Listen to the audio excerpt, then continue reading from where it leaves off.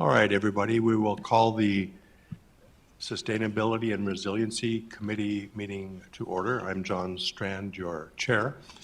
Let's just run around the room. We'll start to my left and introduce ourselves, if you would. Tim Mahoney, Mayor.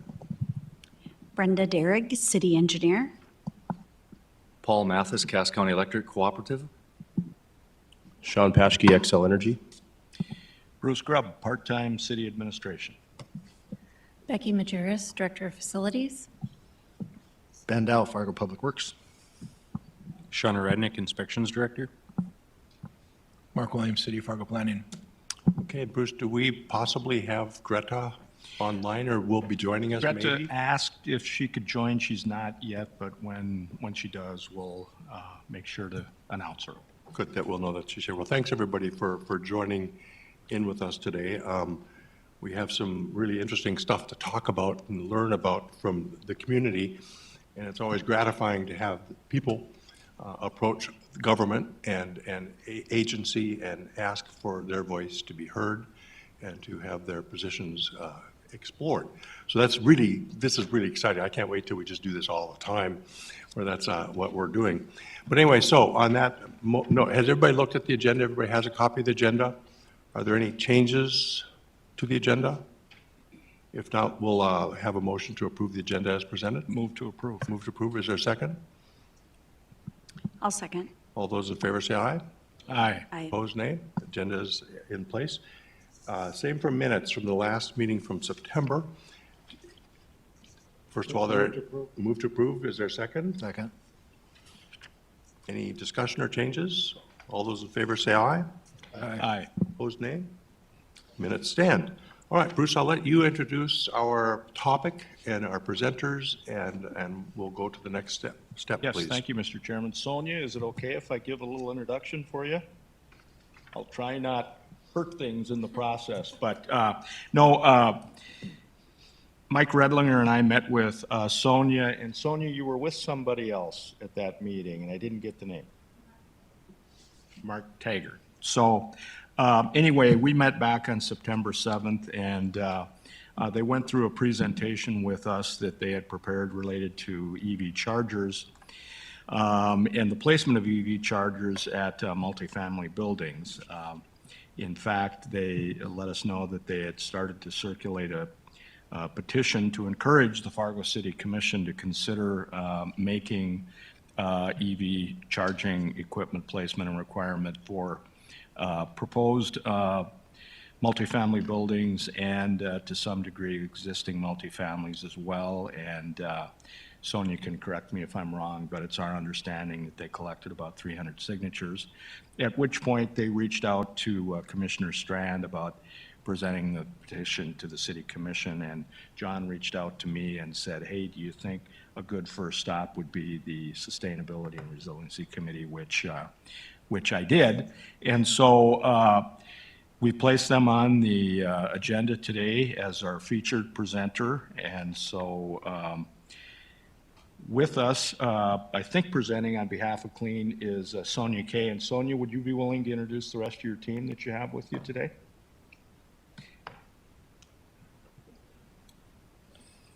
So thank you for being here. Yes. Thanks for having me. So I have Jay Mossbrucker, John Bagu, Becca Swift, I brought my husband, Jacob Flower, Becca Swift, Josh Lunsky, and Mike Rollum. Yep. So with that, Sonia, the floor is yours. I think we've got your presentation loaded up and functional for you. So if you run into any problems, we'll run to the rescue. Perfect. Thank you so much. Thanks for having me on the agenda. This is really exciting, and I always love talking about electric vehicles, so I'm just beyond happy right now. Like Bruce said, my name is Sonia Kay. I'm speaking on behalf of the organization CLEAN. CLEAN is an acronym for Citizens Local Energy Action Network, and as the name implies, our main goal is to make the energy sector cleaner. I'm here with several other members of CLEAN, which I just introduced, many of whom are electric vehicle owners themselves. and we would love to answer any questions after the presentation. At least two of us here are electrical engineers, so they can handle any of the harder technical questions as well. As you may know, I want to talk about the importance of getting electric vehicle charging infrastructure into apartment buildings. To my knowledge, not many apartments currently have the appropriate charging infrastructure needed for EV ownership, if any.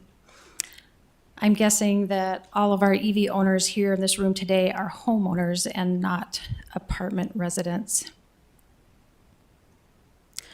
Clean is motivated by the gravity of the situation we are facing with the climate change. The data is truly alarming. Both CO2 and temperatures are at record highs. CO2 levels are currently at 419 parts per million. Levels haven't been this high since 3 to 20 million years ago. And CO2 levels continue to climb. Temperatures keep climbing too. Just this summer, record high temperatures were set in over 24 US cities. If we do nothing, we will be running an experiment to see if we can recreate the conditions of the Permian extinction, where CO2 levels climbed to 1,000 parts per million and temperatures were only 18 to 54 degrees higher than today. The best thing we can do is to curb fossil fuel emissions as quickly as possible. Fossil fuels are the biggest culprits of CO2 emissions, and despite what political leaders try to tell you, there is no way to make fossil fuels clean.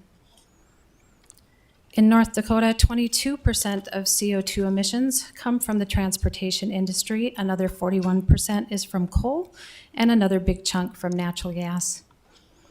In addition to CO2 emissions, gas-powered vehicles are responsible for other dangerous emissions, including benzene, which is a carcinogen, toluene, toxic nanoparticles, ozone, nitrogen oxides, carbon monoxide, and furthermore, studies indicate that exposure to high traffic areas such as I-29 and I-94 puts people at higher risk of developing Alzheimer's disease.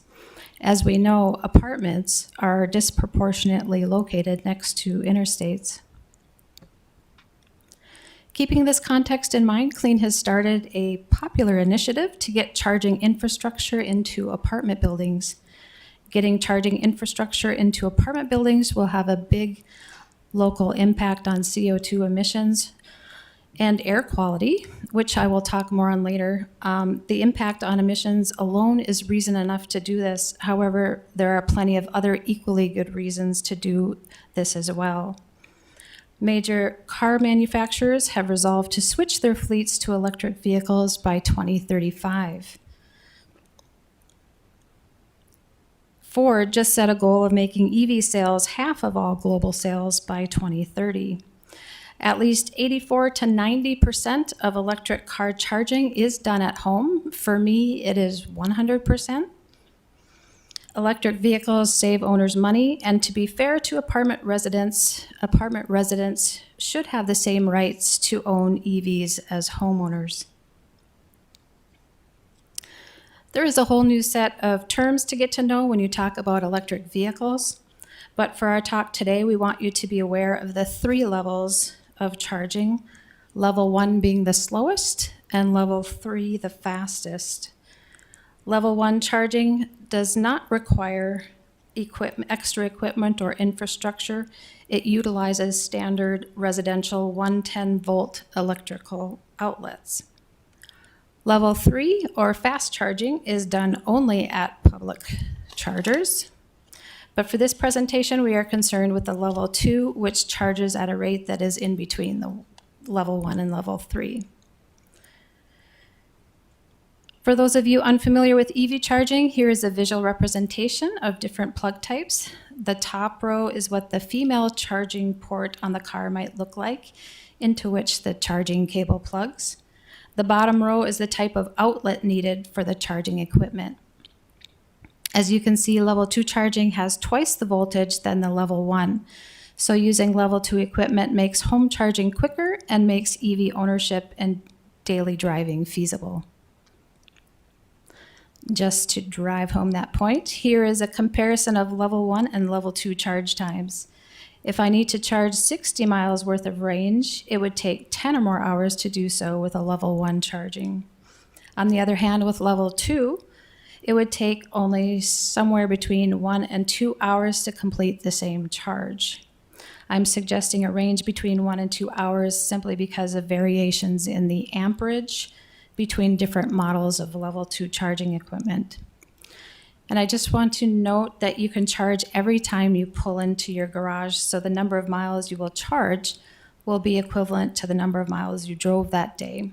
I rarely drive more than 30 miles in a day, so charging usually only takes me half the time noted previously. Now I want to talk about the financial benefits of EV ownership and how the cost of EV ownership compares to gas-powered cars. But first, I want to point out the assumptions we are making. When we compare EVs to gas-powered cars, there are all sorts of potential variables, including MPG, price of gas, price of electricity, etc. So for the rest of the presentation, we will stick to a scenario comparing a Chevy Malibu to a Nissan Leaf, where the Chevy Malibu gets 32 miles per gallon and gas costs $3.45 per gallon. On the electric vehicle side, we will assume the cost of electricity is 11.7 cents per kilowatt hour, which is the approximate price of Cass County Electric electricity. We will also assume that EV batteries are getting about 4 miles per kilowatt hour in range. As we can see by the table here, electric vehicles save a significant amount in fuel or energy costs, saving almost 8 cents per mile. Savings in maintenance are equally significant. EVs have 80% fewer moving parts, making them less prone to breaking down. EVs save 6 cents per mile in maintenance, 7 if you account for the savings from not having to get oil changes. In total, an EV will save you 14.9 cents per mile. While that might not seem like much, if you multiply 14.9 times 1,000 miles, you end up with a cost savings of $149 for every 1,000 miles that you drive. The further you drive, the greater your savings. Assuming gas prices stay the same as they are now, you will have saved $14,900 just after the first 100,000 miles that have been driven. Many EVs are still going strong after 200,000 miles, so total life savings are at least twice that, if not more. In North Dakota, the average number of miles driven per year is 17,671. Using that number, the average person in North Dakota would be saving $2,633 every year. Imagine if everyone living in an apartment building saved this much. Here we are estimating the number of vehicles owned by apartment residents.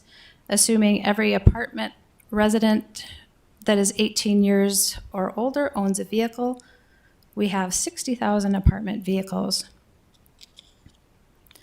60,000 times a savings of $2,633 is over $150 million in annual savings. That would be a huge impact on the local economy. Taking into account a standard financial impact multiplier, the number grows to $1.11 billion. Bringing the conversation back to sustainability, here is a quick peek at the CO2 emissions of our two cars. A Chevy Malibu getting 32 miles per gallon will emit around 5.7 tons of CO2 per year. Total emissions of the Malibu are actually higher than this when you include the indirect emissions from the drilling, the refining, and the transportation of oil. Unfortunately, I don't have numbers for all of these. As a side note, remember that gas-powered vehicles with a lower MPG will emit more CO2 because they burn more gas, and Fargo residents do prefer SUVs and pickups, which tend to have the lower MPG rating. Contrast those emissions with the emissions from the Nissan Leaf. The Leaf and all other EVs have 0 emissions. unless, of course, you consider the indirect emissions of the source of electricity. Even so, emissions are still considerably less than gas-powered vehicles and will continue to improve as utilities transition to 100% renewable electricity.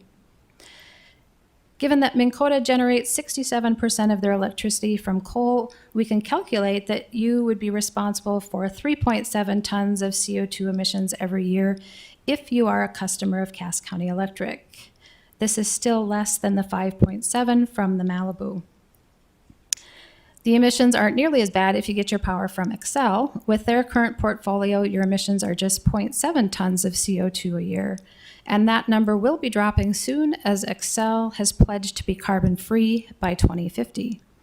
Part of Xcel's emissions reduction plan includes closing their 2 remaining coal plants by 2030.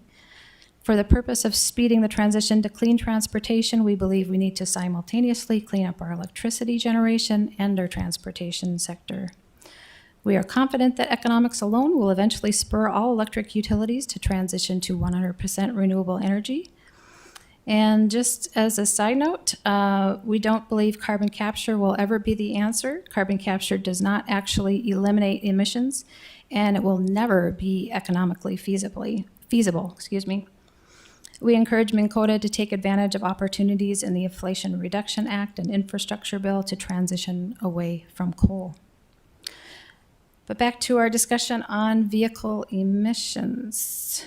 If the average emission rate for gas vehicles is around 5.7 tons per year, we can calculate the total impact of apartment vehicles to be around 342,000 tons every year, which is very significant. Given these huge financial and emissions impacts, Clean is proposing the following city ordinance or building code. All new apartment buildings must have a minimum of 20% of their reserved tenant garages or tenant parking spaces equipped with a NEMA 14-50 outlet or equivalent by 2024. Existing apartment buildings must retrofit at least 10% of their reserved tenant parking spaces and garages with a NEMA 14-50 outlet or equivalent by 2025. Clean has actually gathered 400 signatures from residents in the metro area who support this initiative. Over half of them are from Fargo specifically. The NEMA 14-50 is a type of outlet and plug that is commonly used for electric vehicles and other large electricity users. This type of plug would allow a charge rate of around 45 miles in an hour. We recommend this type of plug because it provides the minimum capacity needed for most vehicles. This is an example of what this would look like in real life. The infrastructure that the resident is simply not able to provide on their own is the outlet on the wall, which is indicated by the red arrow there. The cost for a simple installation of this plug type might run between $400 and $1,000 per plug. The other equipment can easily be purchased from places like Lowe's or Costco. There is relatively inexpensive technology and potential programs out there that can help keep costs down for building owners. In Minnesota, Xcel has a pilot program which allows EV owners to optimize their time of use rates without the added expense of a separate electric meter. Data is transmitted and shared through a smartphone app specific to the particular model of level 2 charging equipment. We anticipate that Xcel will bring this program to North Dakota customers as well. We do realize that guidance may be needed to provide the best engineering, so we certainly welcome collaboration with local experts and utilities. Some existing apartment buildings may be easier to retrofit than others due to a variety of such factors, such as configuration of parking area, distance of parking from the distribution board, and the type of building material of the apartment building. For new buildings, there are a variety of ways to manage distribution boards. Apartment developers will likely want to consult with engineers and charging experts as well. The only concern we really heard, and just from a couple people, was the fear that the cost of new infrastructure would increase rents. However, the costs that will be incurred will be one-time costs, and with the help of the city and potential incentives from the Inflation Reduction Act, these costs can be kept to a minimum. Building owners are currently eligible for a 30% tax credit for any charging infrastructure that is installed in their buildings. Unfortunately, the credits will be different starting in January, and I'm not entirely sure I understand all of the nuances of the changes, but here is what I think I know. The tax credit for individual or residential upgrades remains at 30%. Commercial upgrades will only be 6%. There is a stipulation that commercial equipment must be placed in a low-income neighborhood. As far as electricity usage will likely be metered or measured right at the parking spot, so the cost of electricity will likely be paid solely by the resident using it. And as we illustrated earlier, this will be a savings over what a resident would be paying for gas. We expect that almost everyone will be buying an electric vehicle within 10 years, so whatever expenses are paid now will benefit many residents for years to come. To make this initiative even more palatable for building owners, we would like to see the SRC and the City Commission consider tax incentives to help defray costs further. There may be other ways the city can help besides tax credits that we haven't thought of yet, so we encourage the city to brainstorm this. The plan is not without precedent. In 2017, San Francisco passed a law requiring all new residential and commercial buildings to have chargers in at least 20% of parking spots. Now I want to shift gears and take a minute to talk about EVs themselves. There are many false claims about EVs being perpetuated on social media and radio. We were actually deeply horrified when one of our local radio shows perpetuated the unsubstantiated and false claims of an alleged Tesla owner. So we would like to take a few moments to address some common misperceptions of EVs. The first claim on our list is that EVs are not affordable. While sticker price may have been out of reach a few years ago, the sticker price of many EVs is currently on par with the sticker price of gas-powered vehicles, especially when you factor in federal tax credits. Also, as we have already addressed in our slide presentation, EVs are much cheaper to own and operate. Pretty soon you won't be able to afford not to own an EV. Myth number 2, they don't have enough range. The current range of the Tesla is 250 to 500 miles, depending on the model. The range of the Nissan Leaf is up to 226 miles. This is plenty of a range for the needs of most people. As battery technology improves, range will continue to improve as well. Range will also be less of an issue as we see a proliferation of public charging stations. Under the National Electric Vehicle Infrastructure Plan, you will see a rapid build-out of public fast chargers within 1 to 5 years. They will be located along our interstates first and then along other state highways. Myth number 3, there's nowhere to service EVs. This is not true. Both Fargo Nissan and Moorhead Metro Works have EV technicians, and Minnesota State Technical College is developing a new training program for EV techs that will start in 2024. Tesla has its own servicing program, but the truth is that EVs don't need a whole lot of maintenance. Like I said earlier, with 80% fewer moving parts, they simply don't break down as often.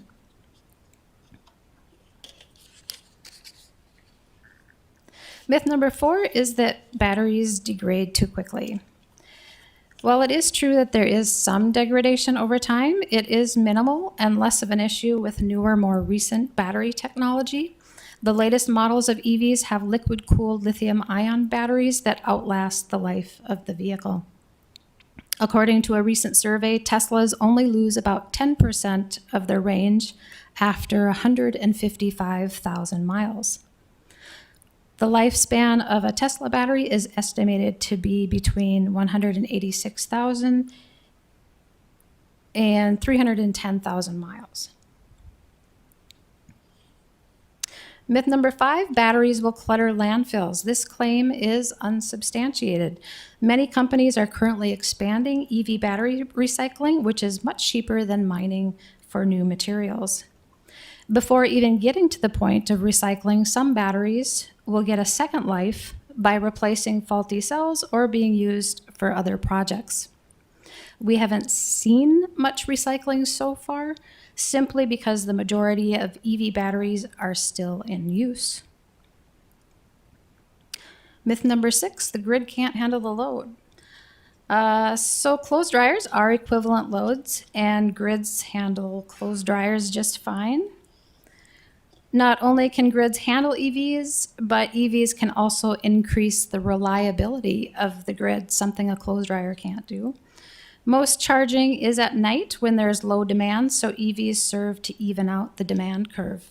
Furthermore, with new technology, EV batteries have the potential to serve as an emergency backup source where electrons would flow from the EV back to the grid. While we may need more generation capacity at some point, in North Dakota, the problem is not so much that we lack capacity, rather we can't access the renewable energy capacity that we already have. Our regional grid operator, MISO, targeted the need for transmission lines between Jamestown and Ellendale. This will be a game changer for getting more wind power to the grid. Even so, with new distributed energy resources like solar and battery storage, generation can be built closer to the load it is serving, preempting the need for long transmission and distribution lines. A perfect example is the solar and battery installation at the Roberts Commons parking ramp. The more we can build distributed generation close to public charging facilities, the less we will need grid upgrades. Myth number 7, EVs don't pay for road maintenance. And this is not true. North Dakota EV owners pay a road use fee of $120 every year, and this is in addition to their vehicle registration fee. And finally, myth number 8, it's too cold in North Dakota to own an EV. Well, we know this isn't true because we have many EV owners here in the room today, and we have all been through several winters with our vehicles.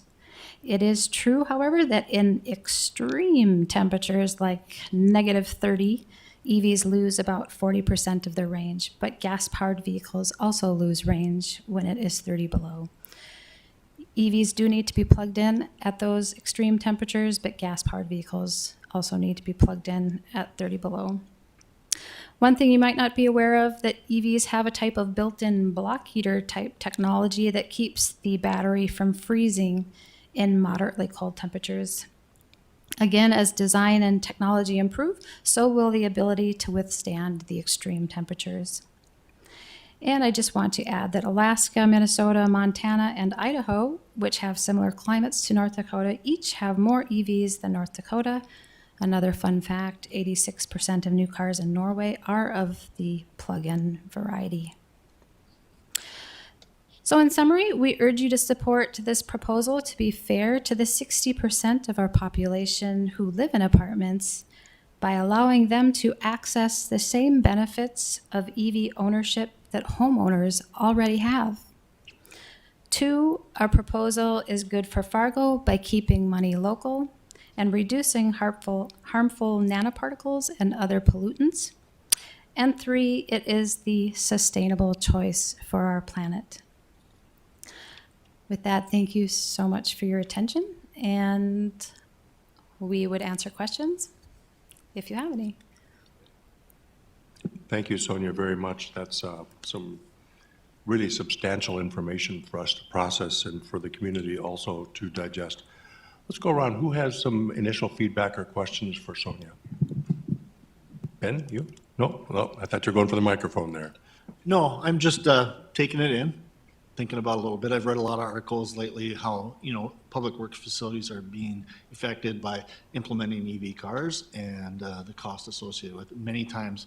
And my biggest concern is on the rehabs and the existing structures that are out there. A lot of cities are even having to, build whole new facilities because it's not cost effective to implement. And so when I look at 10% in an existing facility, incorporating that in a charge of $400 to $1,000, I think that might be a little light because of the infrastructure that's in facilities. When you're looking at apartments that were built in 1960 or 70 in Fargo, they are going to struggle, and it's going to be fairly expensive to go down that road.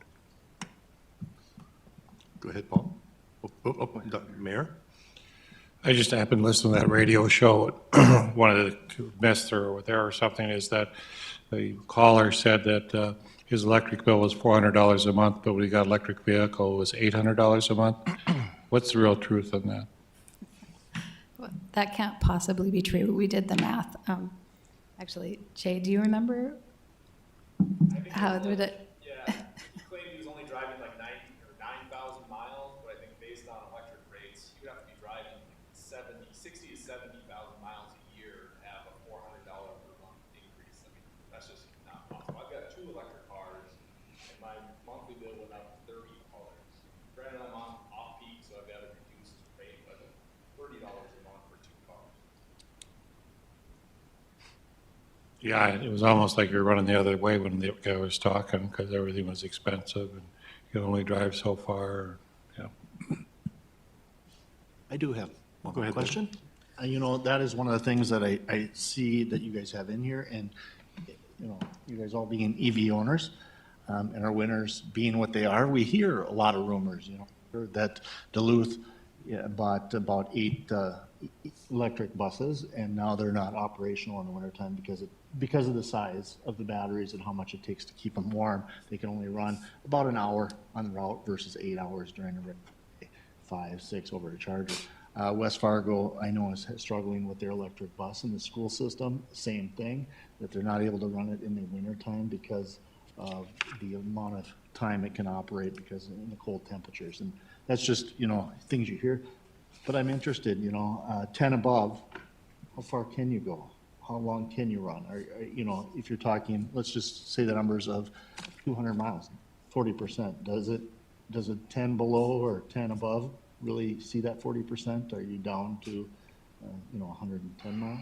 Is that what you're seeing? Yeah, at those temperatures, -10, -20, I mean, you are traveling in those temperatures, yeah, you are gonna see a significant drop. I mean, somewhere in that 40, maybe depending on wind, you might see 50% of your range drop. So it's something definitely to factor in. Around town, you got a 200-mile range car, probably not a big deal, but if you're gonna do a road trip, yeah, you might have to climb. Okay, I appreciate that. Thank you. Excuse me, folks, if anybody's speaking, please go to a microphone over here or in the public over here, because otherwise the public can't hear what we're saying. So just going forward, feel free to go over to the microphone over there, if you don't mind. Thank you. I want everybody to have an opportunity to hear what you're saying, so your time is well spent. I drive to Gwinner quite a bit, and so I do, that's 180 miles round trip, and my car, in ideal perfect conditions, has a 310-mile range, and I do fine, even in the middle of winter. And when I'm at Bobcat, they do have the block heater plugs all over the parking lot, but I do take the opportunity to plug into those block heaters, so I do get, a little bit of charge during the day. But I did want to just comment that I am so very happy that y'all are considering this. As you might tell from my accent, I was not local. I moved here last summer, and I specifically called and emailed probably 25, 30 apartment buildings looking for one that had a charger, or one that would even let me pay to put one in. And there's exactly 0 buildings in West Fargo and Fargo, apartment buildings. So then I started looking at condo buildings. There's exactly 0 condo buildings anywhere in the West Fargo area that have chargers or even a plan for chargers. And it's tough when you're home shopping, especially last summer when it was still kind of a hot market. So I moved into a building that had its own garage. The bylaw said it was separately metered service. Turns out that wasn't true. So now I'm in litigation, which is estimated to be $30,000 per side in attorney and court costs, and the corresponding ugliness and atrociousness. And so I really desperately hope that y'all will really seriously think about this and what it kind of means to people moving to just a lovely city. And sometimes we're already bringing an EV we've had for years and years and years. So thank you for groups that are trying to make people aware of this issue. And, I just really hope that you're able to come together and create a plan so that we can really enjoy living in this lovely city. Ben? Yeah, and I really appreciate the feedback, because I drive 130 miles every day, at least minimum. And so when I'm thinking for myself even, I kind of go, okay, can I make it? So, thank you, appreciate it. We do have one apartment complex, Roco, that does have electric in it. Well, that must have been one I didn't email. Yeah. Anybody else? I had a couple comments. This is Paul Mathis, Cass County Electric Cooperative. First off, saying our stance on electric vehicles and EV charging, we've been very supportive of both. We got the first 3 level 3 chargers in North Dakota, or the first couple, several level 2 chargers. We're installing level 2 chargers at all of our facilities and outposts. We have a Ford Lightning and a Chevy Bolt and a hybrid vehicle. So we have some empirical data that we can share. And also had some questions on the apartment side of things, but just for an example, have you guys, Clean Group, done your research? You say the cost is about $350 per unit. The service size of a general apartment service is typically 200 to 400 amps. Most of the apartments that we serve, which is about 17,000 apartments that we serve here under our system, are metered individually. There's few master metered apartments. So the infrastructure cost to add this, have you looked at what it takes to add the infrastructure and what it takes to upgrade the services? And you did mention that these apartments or these charges are going to be placed at the parking spots and paid for by the apartment owners? Or what's the plan to meter that? What's the plan to get that infrastructure there to serve that load? Okay, so we're not planning, we weren't thinking that the apartments would be installing like a level 2 charger like at West Acres. We're talking about just installing the outlet, like on the slide that I have right now. That $350 charge that you mentioned, that was the price of that equipment that you see the blue arrow pointing to. So you're talking level 1 charging? No, this is a level 2. This is level 2 charging equipment. It's not a level 2 charger like at West Acres. So what we want is the outlet so that you can use the level 2 charging equipment. Right. So there'll be the load there. So what are you estimating per kW per load for the load for each charger for each receptacle? Sorry, what was mentioned? What is the load per charger that you're estimating then to serve this? There has to be a load calculation done. Engineers? 30 amp to 50 amp. Okay, so what is the plan to serve that and to meter that? Well, the utility would be providing that service. Have you worked with the utilities on this plan? No, not yet. That's why we've come to you to talk about it. And definitely, we think that working with the utilities is a great thing. But it's coming. It's coming. I believe that all cars are going to be electric within the next 10 years. So utilities, we're helping the utilities, making them confront this issue right now so that it doesn't become a huge issue down the road when they're not prepared for it. Yeah, we're working on planning for infrastructure for the charger, working with the ERC. We're also working with Minnesota, and we're working on that plan. That was my questions on how that's planned to be served. There's significant utility infrastructure. Just for example, if you were to add level 2 chargers, so at 17,000 apartments, the city of Fargo requires 2.2 parking spaces per dwelling unit. Roughly that's 38,250 parking spaces out of the 17,000 dwelling units that we serve. So 10% of that's roughly 38,250, 3,200 or 3,825.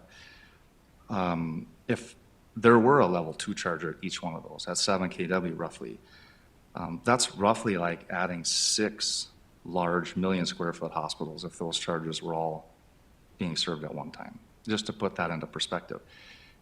And as I say, we're not anti-EV charging. This is a load for Cass County Electric. This is a load for Xcel Energy. But where there's a lot of planning that goes into place, there's a lot of working with getting the infrastructure in place to serve loads like that. So I think that this is a great thing to think about. It's just that there's a lot of stuff behind the scenes and a lot of planning that takes place to do that. When you mention the clothes dryer, you compare that to clothes drying load. Is that existing clothes drying, or is that adding new clothes dryers? When I say there's no additional strain on the grid because it's the same as a clothes dryer load, is that additional clothes dryers, or you were talking about the existing? Again, I don't quite understand the question. I'm Jake Lauer, Sonia's husband, electrical engineer, professor at North Dakota State. Clothes dryers draw typically 30 amps to 40 volts. Electric chargers are 240 volts, 30 amps to 50 amps. So really, electric chargers are very similar to clothes dryers. I don't quite understand the question because we don't monitor clothes dryers. We don't have people petition to add a clothes dryer. No. Oh, I'm sorry, I'll clarify. That question is when you say it's no additional strain on the grid and you compare it to a clothes dryer. Is that existing clothes dryers? So the load calculations and the service calculations and the submitted load data has already been accounted for that? Well, you're kind of going off on a tangent that adding a electric charger in your garage is equivalent to adding a clothes dryer in your garage. You need the 240 volt outlet. Yeah. If you want to do worst case, if everybody ran their clothes dryer at the same time and charged the car at the same time, that'd be the worst case scenario. That might be an issue. But I don't think that's our issue. That's more for Cass County Electric and utilities. Perhaps they need to monitor it so you don't run your clothes dryer and charge your car at the same time. Perhaps they need to set it up so everybody doesn't go out and charge their car at 6 p.m. all at the same time. That's a side issue. But from my standpoint, clothes dryers are not a real issue. The utilities have learned how to handle clothes dryers with no problem. Why is adding more clothes dryers an issue? Yeah. Right. For the clarification, I was just wondering if you're clarifying there.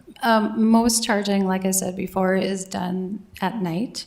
And you can set the charger so that it doesn't start charging until a few hours after you pull into the garage and plug in. So the majority of EV charging isn't going to be done at the same time as when you're doing laundry, unless you do laundry at midnight. Anybody else? It sounds like probably we would have to work with the utility company as well in this cost, because I remember when we were going to run all our power lines into the ground, and it sounded like a great idea, and we were going to do that all throughout the city, until we found on average every homeowner would pay $20,000 to change their grid in their house. So it sounds to me that we would have to look at what are the real costs. I mean, if I buy an electric car, I'm going to buy a cord for it, obviously, but to hook up the grid to it, that would be another item. And I think if we went to all homeowners or apartment dwellers and say you got to have 10% charges in there, we'd have to figure out what the cost is, because we're putting a burden on the apartment owners that then will pass that to the renters. So we would have to figure that out, unless the state's going to give us a grant, Tim, or if the feds are going to give us a grant to help us do that. But I think it'd be a good time to start having that discussion, because just as you mentioned, it was hard to find an apartment. And we started the ROCO just as see how it works. And I don't know, Mark, how well that's being utilized. Sounded like a good idea in concept, but I'm not sure how it's working in practicality. If you're an apartment dweller, can you get down there and get your car charged overnight, or what do you have to do? But it would be something we'd probably have to research before we burden anybody with cost. Yeah, that's correct. Thank you, Mayor. And John, maybe one other comment is conversations, we work very closely with the Greater Red River Apartment Association, and they should probably be included in these conversations and their members. I don't know if anybody's in attendance there or not, but that would be another group that should be included in this conversation. It's good to see already where we're going. We're beginning to connect and network and realize who needs to be brought to the table with these discussions. There's absolutely no doubt when there's something new, it's new. So we don't know all the questions and all the challenges and all the lay of the land going forward, but it's really important that you're helping us aim for this future, which no doubt is coming our way. And if we were to dig our heads into the sand and pretend this isn't coming, that would be really a misstep. So that being the case, we know it's coming. We know the changes are coming our way. We're close enough to know each other that this is very important, I think, Paul, to hear the suggestions, work with the utility companies, work with the apartment associations that are out there, and then we have other entities, but let's keep track of who we're suggesting we be following up with.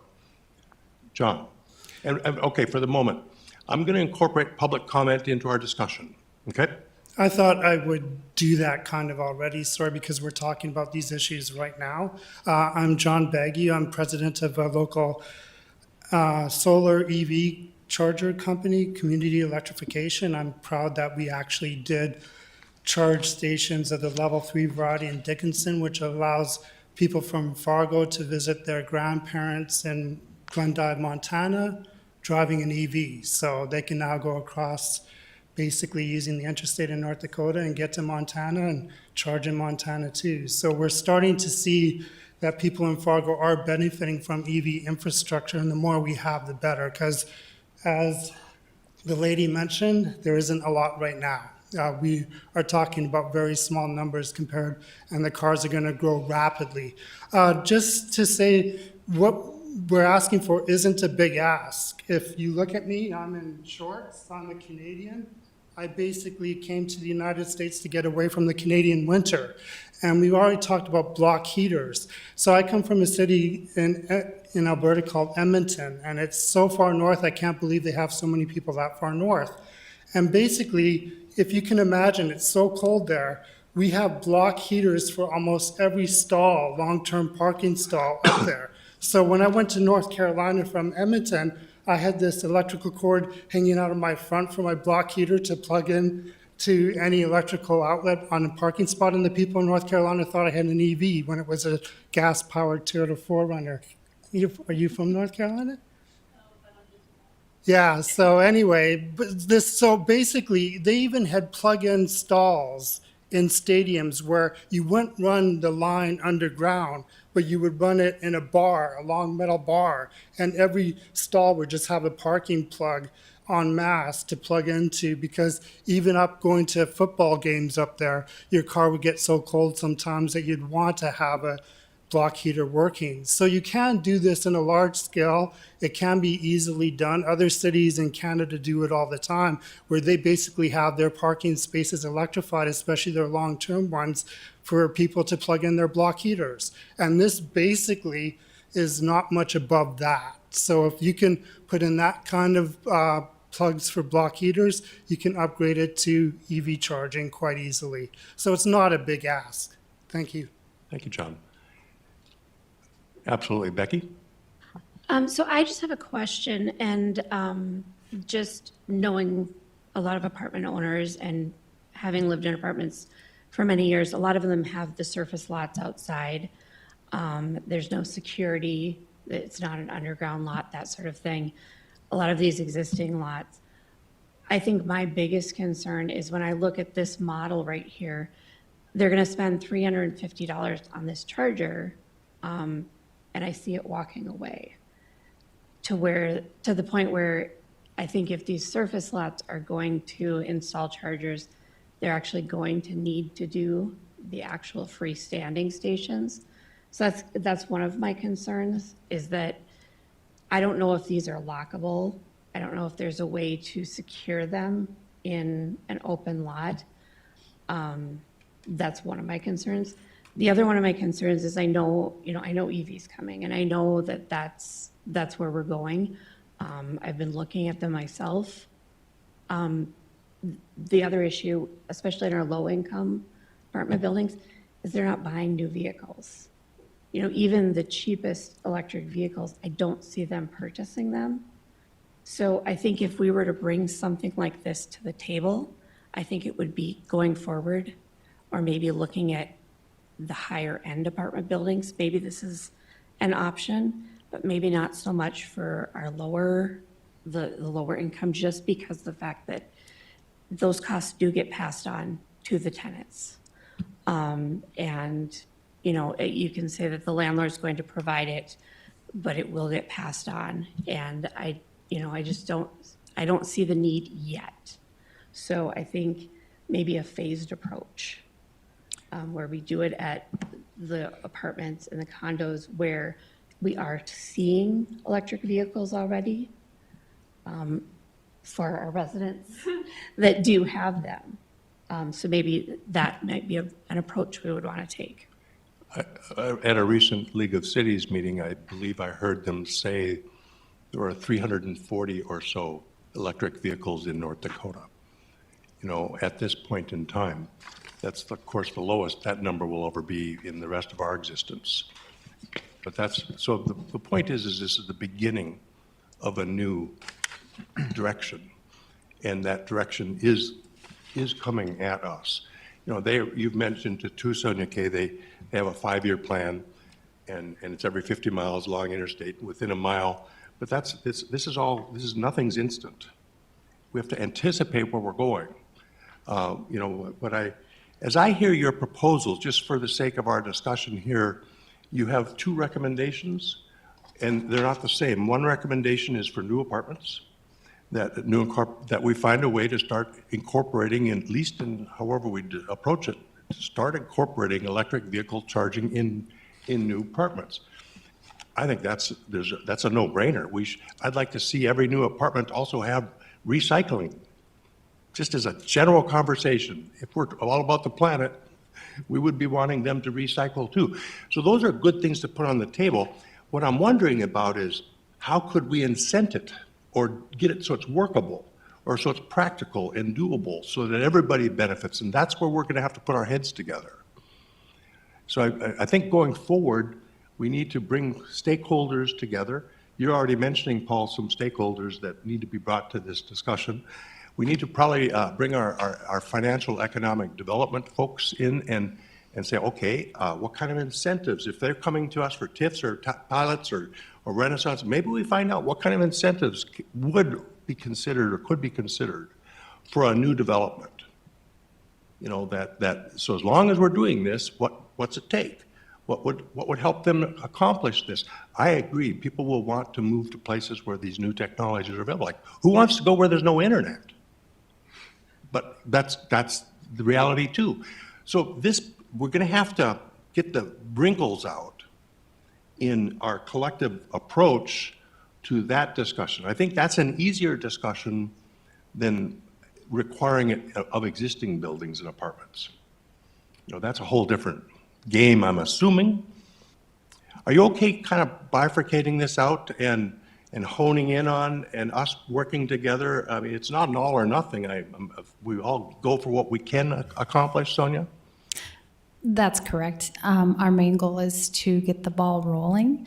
I just want to say, as far as the low-income buildings, don't leave them out completely, because for one, I win the prize for budget EV. So my EV is a 2014 Nissan Leaf. I bought it used. It was only $10,000. And because it's an older model, it gets less range, but that's okay because we're a 2-car family and I use it for in-town driving. But my point is that there are going to be, cheaper used EVs on the market that lower income people might want to be driving. So, I wouldn't say leave out the existing buildings completely. If you want to do a phased approach, I think that sounds great, but maybe reduce the percentage of requirement. Maybe just have, 2 spots or 1 spot, or Maybe if it's a landlord that owns multiple buildings, have at least one building that has some option. I just want options for all income levels in apartment buildings. Becky? And yeah, I wasn't meaning to discount all. It's just, I live very close to a particular area that has, and I envision them, and I envision them losing these chargers that they spend so much money. And I just don't see them, even a $10,000 car. So I just want to make sure that we aren't putting these in and burdening them with their rent going up and just furthering the gap for them to be able to purchase an EV down the line. Sure. You know, I don't want them left behind, Yeah, I think that's a valid point. so. Just Sean, and then you, Mayor? Well, I was just saying, Bruce and I are working with Chevrolet, and they wanted 10 charging sites around the community on public areas. And we kind of scrambled to say, where would we do that? So where would I have a public space for you? Would it be on Broadway, or would it be somewhere? We have one by City Hall. But what makes sense for that? Because if I put it in the middle of nowhere, you're not going to bring your car over to charge it, as far as I would understand. We put it out at the visitor center, people stop there. So we probably would like your group to help us with that discussion of where you think a good place would be, put some of that infrastructure. If we're getting out, I think it's a grant, and we're looking at that 5-year grant, would they give it to you, and then after that, you have to maintain it or do something. So I think, John, that would be very helpful. And then I'd almost suggest we do a subcommittee in planning and engineer, and everybody kind of get together to take a stab at this new apartments. What would we do, or what would it look like? Sure. Because I'm assuming that adds infrastructure and additional costs that we have to think about. Brenda, is that right? Can I It just, would not be city infrastructure. No. It would be additional utility infrastructure, which would be the Cass County Electric or Excel that we would be working with them. Sean? Excuse me I'd one like to second. just, Go ahead. Just one quick suggestion, to the point of equipment being stolen in parking lots. I mean, one option would be just to start with apartment buildings that actually have locked garages. Sean? During your presentation, if I heard right, you were saying that this would be an amendment to the building codes? Is that correct? I'm sorry, could you repeat that? During your presentation, I heard you say that this could be an amendment to the building codes? Correct. Okay. Yeah, My and- concern is that the building codes are typically reserved for life safety things, not for wants and things like that, desires. I don't think this would be an appropriate amendment to the life safety building codes that we have, or the fire codes or anything like that. So that would be my biggest objection at this point, is putting it within those codes. So we need you at the table too, so we don't misstep. This is the kind of feedback that's very important, though, that we're hearing. This is all brand-new language to everyone, almost everyone. And we get to decide if we're going to aim there and how to go there, if we choose to. Otherwise, we can just sit in the background and let the world, take us places, and we're not taking charge. No pun intended. Okay, so there's a proposal for new apartments. There's a proposal we look at existing apartments. Then, of course, there's everybody else in the world.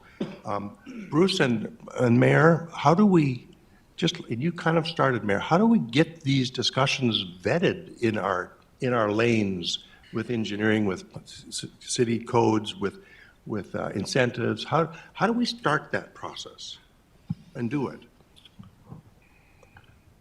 Well, there's some things we've got to figure out who pays for what. That's always at the end of the day, that's a big thing. But I think, Mark, we've got an LDC rewrite occurring here. I think about where in city, it's not building code, but we require so many parking stalls per it just seems like this is a site planning thing that, I'm not saying that's easy. Anytime you choose to regulate certain things, you've got, I suppose you could go to the commission right now. I wouldn't recommend that because I don't think it's ready, but there's a lot of things to figure. Somebody mentioned to me when they saw this on the agenda, there was a article in the forum on Sunday, and matter of fact, Morning News announcing this meeting today, and somebody said, don't forget, at least bring your attorney in on this to figure out what you can legally do and not do. And I said, I just assume you can, but I don't know. So there are certain things now that we've seen this that not quite sure where to go, but got to think about it a little bit. I often refer to the magic wand approach. If you had a magic wand, what would you do? So I don't think anybody's disagreeing about what's coming our way. It's down to the nuts and bolts of what steps first, what steps next, what's the next step, how do we collaborate, who's involved, who's at the table, what's everybody's contributions, how do we, that's how do we make that sausage? I'd move that the chair work with Bruce Grubb in setting up a subcommittee to look at that and get appropriate people at the table to talk about it and bring it back to this group. Part-time guy? No, happy to do it. A motion for Bruce Grubb and the chair to work together and start establishing a semblance of a subcommittee. Is there a second? I'll second. Second? How does everybody feel about that? Just opening up the discussion, and we sure hope some community stakeholders and some existing player stakeholders and others that we suggest would be available. Everybody okay with exploring this? Yeah, I think it's a great thing, John, because there is so many. What is the truth? And the people that use them and drive them every day, they're gonna be able to help us provide and move that motion forward. So one of the reasons, that we've purchased electric vehicles, and we're looking at purchasing more in our fleet. We want to be the energy experts and trusted energy advisors for our members, and we don't feel we can do that without having empirical data. And so we've been running some tests with our Ford Lightning. We had one of our employees drive the Ford Lightning yesterday from Fargo to Grand Forks on empty, and then came back and hooked on a cargo trailer and put one of our transformers in there, about 2,200 pounds, and then did that same trip. We measured it, and the vehicle was very close to what we measured, but it was about 2 miles per kilowatt hour empty, and we put a load on it, and it wasn't real cold. I was hoping it would have stayed cold, but we're going to do more tests with that. The vehicle got 0.75 miles per kilowatt hour when it was towing. So that's something that we have to look at if we're going to use them for towing trenchers or wire trailers, anything that we have to use for towing. So we're using this so that we have empirical data, and also when our members call and ask what type of range do we have and what can we expect. So there's a lot of things that we're looking at, and like I said, we take a 360 view, a holistic approach, and try to come up with solutions and advice for our members. So another interesting fact here, we worked with a stable, but there's 887 registered EVs in the state of North Dakota. So we have about 50 of them on our off-peak program. But I'm going to call for a vote before the mayor leaves. All those in favor say aye. Aye. Aye. Any opposed? Nay? Now you have permission to go to your next meeting. Some really good stuff. It's so important that we really actually hear from our citizens and that you really feel like you were heard. So Bruce, we will work on this. Sonia, if your folks can be available to us as we start pulling together people and stakeholders and just think about how we can start going that way, knowing that it's the beginning. We're all on the same page? Sure thing. Okay, good stuff. Thanks, everyone, very much. Our next topic. Yes, item number 5. In your meeting packet, you'll have a memo from our chair, Commissioner Strand, regarding a discussion around a potential expansion of our committee membership. And Chairman Strand has been getting some expressions of interest from members of the public about serving on this committee when the opportunity arises. And then also in a similar discussion, the commissioner being a liaison to transit thought, when we were selecting our staff appointees, in hindsight, we probably should have had public transit at the table as well. And so thought it might be a good idea for this committee to have a discussion about potential expansion of membership. And so I went back and reviewed how the SRC members were appointed in late December of 2020, and it was City Commission action. It included the 2 elected officials that we have here. 6 staff member appointments. We left inadvertently public transit out. 3 public at-large appointments, and then 4 ex officio appointments as well. And so if the membership is expanded, it could be as simple as asking the city commission to approve additional appointments. The question is whether they would be staff members or members of the public at large, or a combination. And then for the public members at large, would we go through a solicitation process like we did for our 3 public members today? So I think, Commissioner, you just wanted to start this discussion because I've gotten some contacts too, some interest in, boy, I'd really love to serve on that committee. I think you're doing important work. So I think that's where you are. It is where we are, and transit's especially an important one. So many things are transit-related in every regard. The Youth Commission is another suggestion, that we bring a representative from our Youth Commission. What some other cities and places are doing is they're actually having youth councils focus on climate. But we need to have a youth voice here at a minimum. When we had our public town forum, the youth carried that day. And so going forward, we'll start with our own youth commission with transit. Is everybody okay with us approaching that, just bringing those 2 formally into the city? How do you feel about, should we do a solicitation and see if there's other public at-large folks at the same time, see who gets our attention or not, at the same time as long as we're doing it? It's a relatively simple thing to do. Everybody's okay with that? We'll just move forward, and then Bruce and I will work on it, and then we'll get it. Bruce, would that come back to this committee first, or right to the city commission? Well, what we have is sort of a simple online form. I think it's called a statement of interest, that somebody fills out some basic information. However, when we first did that, we knew we were looking for 3. We could probably just solicit statements of interest without having a number, just see what the interest is. I think that'd be wise, and we could see what comes our way. Then we have the file of those folks available for future applications. So we didn't want to surprise you if everybody's okay with that approach.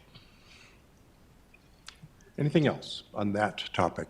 One last thought on EVs and stuff. You know, it's going to come our way, and I understand there's just immense grants at the federal level for so many of these aspects of these conversations at the government levels. We may really want to internally or find ways to start having experts direct us to where these resources are at the federal level, especially to see where we can get support for our efforts early on, because I guess the floodgates are opening soon. And then down to the personal level, and it was alluded to, but you can get up to a $7,500 grant, a tax credit for purchasing. Of course, you have to have a need for a tax credit, but that's going to change the game for people, that tax credit will convince them to change to an electric vehicle. And then there's some folks out there, some companies out there that offer up to 3 years of charging with their purchases. So there's quite a bit of stuff in the mix to convince people to explore electric vehicles, but if they don't have the infrastructure at the ground level, they can't do it. So we get to be in the beginnings of these new developments. And I hope down the road we'll look back and go, we really got ahead of it as much as we could have, given what was coming our way. Everybody okay with where we're at today? This is good stuff. It's nice to hear from citizens. It's nice to hear from people with passion and to challenge us, to meet your expectations, and to help us shape the community that you're all living in as well. Anything else for the good of the order? I was hoping our chair could wish everybody a happy Thanksgiving. We will wish everybody happy Thanksgiving. And so, Bruce, our next meeting is January 10th? Yes. That's okay. We'll stand adjourned on that. Thanks, everyone, very much. Thank you.